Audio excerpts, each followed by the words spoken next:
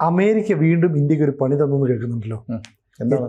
അതായത് H1B വിസയുടെ കാര്യത്തിൽ. അങ്ങനെയാണെങ്കിൽ ഇന്ത്യയിൽ നിന്ന് ടെക്നോക്രാറ്റുകൾക്കൊന്നും ഇനി അമേരിക്കയിൽ അവസരം കിട്ടില്ല. $1,00,000 വേണം അല്ലേ? അതെ. എന്ന് പറഞ്ഞാൽ എത്ര? ഏതാണ്ട് 80 ലക്ഷത്തോളം രൂപയ്ക്ക് മുകളിൽ. 88 രൂപ വെച്ച് കൂട്ടി 88 ലക്ഷം രൂപ ഉണ്ടെങ്കിൽ H1B വിസ കിട്ടുകയുള്ളൂ. സത്യത്തിൽ ഞാൻ പറയുന്നത് ഇന്ത്യക്ക് വലിയ സാധ്യതയാണെന്നാണ് ഞാൻ കരുതുന്നത്. ഇങ്ങോട്ടേക്ക് ഓപ്ഷൻ ഇട്ട് കൊടുക്കുകയാണോ?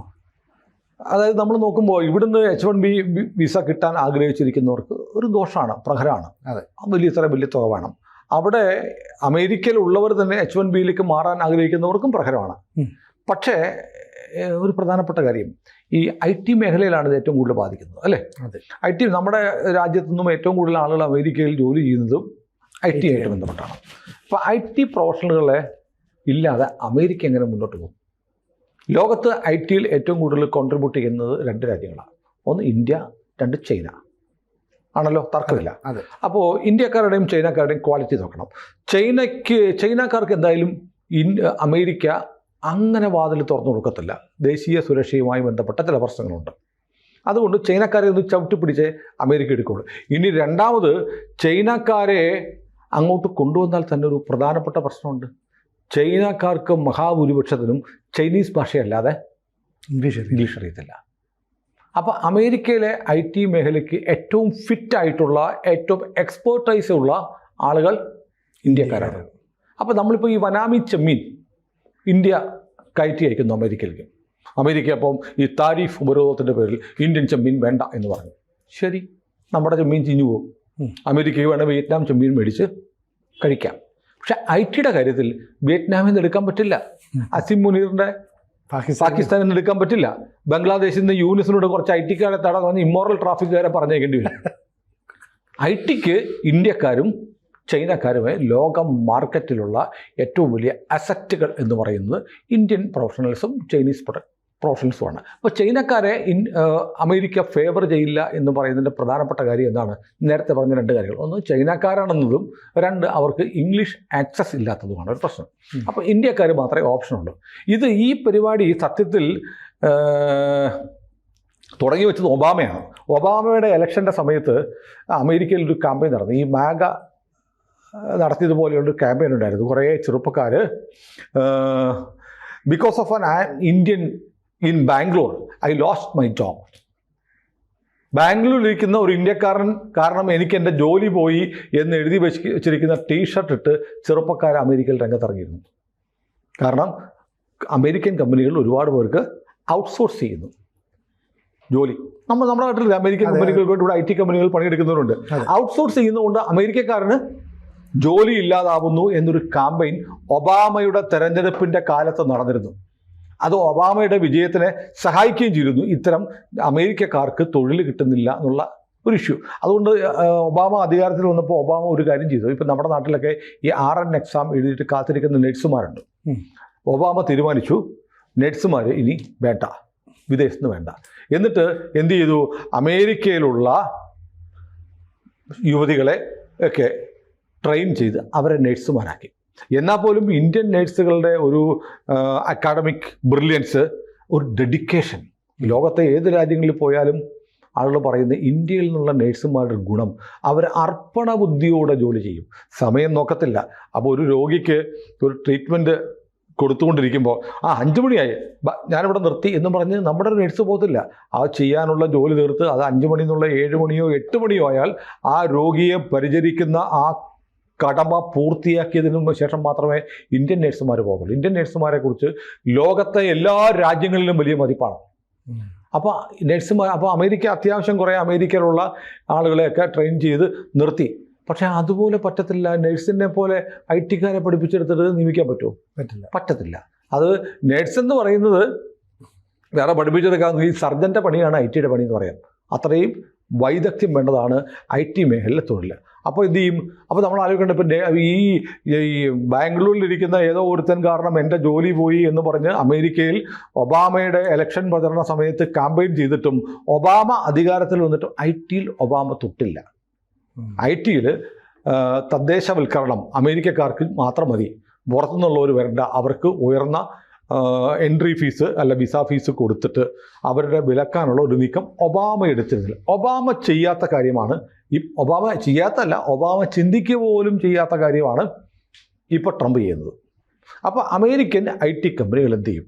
ഇപ്പോൾ നിലവിലുള്ള IT കമ്പനികൾ കുറേ ഇന്ത്യക്കാർ എടുത്തിട്ടുണ്ട്, അവർക്കിത് പ്രശ്നമല്ലല്ലോ. അപ്പോൾ അവരെ വെച്ച് ഓൺഗോയിങ് പ്രൊജക്റ്റുകൾ നടന്നു പോകും, ഇപ്പോൾ ഉള്ള പ്രൊജക്റ്റുകൾ. പക്ഷേ പുതിയ പ്രൊജക്റ്റുകൾ ചെയ്യാൻ മാൻപവർ ഇവിടുന്ന് ഇന്ത്യൻ ആളുകളെ എടുക്കാൻ പറ്റില്ല. പക്ഷേ അമേരിക്കൻ കമ്പനികൾക്ക് മുന്നോട്ട് പോകാതിരിക്കാൻ പറ്റില്ലല്ലോ.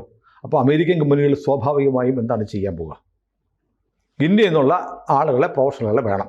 അമേരിക്കയിലോട്ട് അവർക്ക് വരാനും പറ്റത്തില്ല. 88 ലക്ഷം രൂപ മുടക്കി കമ്പനികൾക്ക് അവരെ സ്പോൺസർ ചെയ്ത് കൊണ്ടുവരാനും ഹ്യൂജ് എമൗണ്ട് ആയി.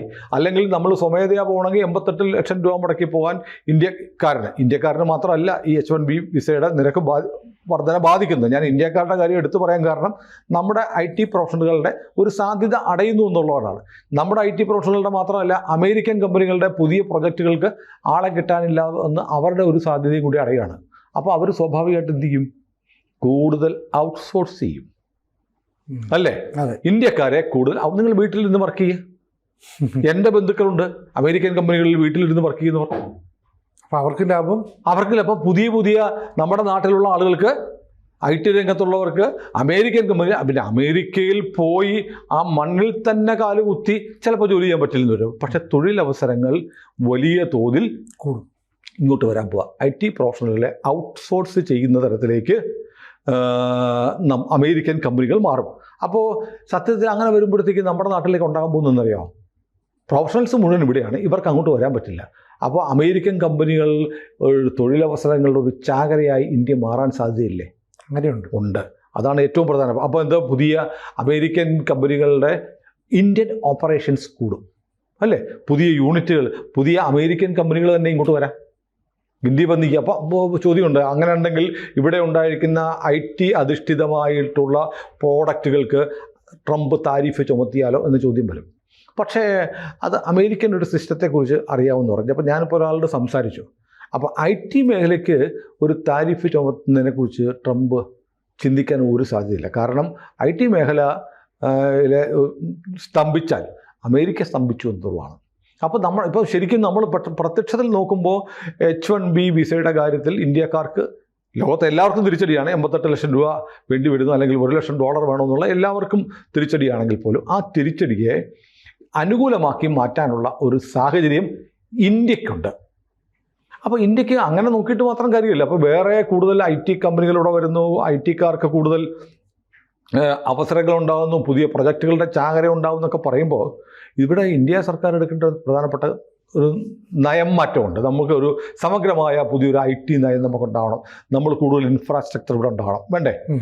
പിന്നെ മാത്രമല്ല, അമേരിക്കക്കാരും അടക്കമുള്ള ആളുകൾ, അമേരിക്കൻ കമ്പനികളൊക്കെ ഇങ്ങോട്ട് വരാൻ കൂടുതൽ മെച്ചപ്പെട്ട ജീവിത സൗകര്യം ഉണ്ടാവണം, ആക്സസിബിലിറ്റി ഉണ്ടാവണം, പിന്നെ കൂടുതൽ വിനോദോപാധികൾ വേണം, അല്ലേ? IT മേഖലയിലൊക്കെയാണ് പുതിയ ഇവരൊക്കെ ഈ പറയുന്ന 8 മണിക്കൂറൊന്നും അല്ല ജോലി ചെയ്യുന്നത്. അപ്പോൾ അവരെ സംബന്ധിച്ച് ഇടയ്ക്ക് റിലാക്സ് ചെയ്യാനുള്ള കാര്യങ്ങൾ വേണം. പിന്നെ ഏറ്റവും പ്രധാനപ്പെട്ടത് നികുതി ഇളവുകൾ കൂടുതൽ. ഇപ്പോൾ സർക്കാർ ഇപ്പോൾ ചെയ്തിരിക്കുന്നത് എന്താ? സെപ്റ്റംബർ 22 മുതൽ നമ്മുടെ രാജ്യത്ത് വലിയ മാറ്റം വരികയാണ്. GST-യിൽ വലിയ മാറ്റം.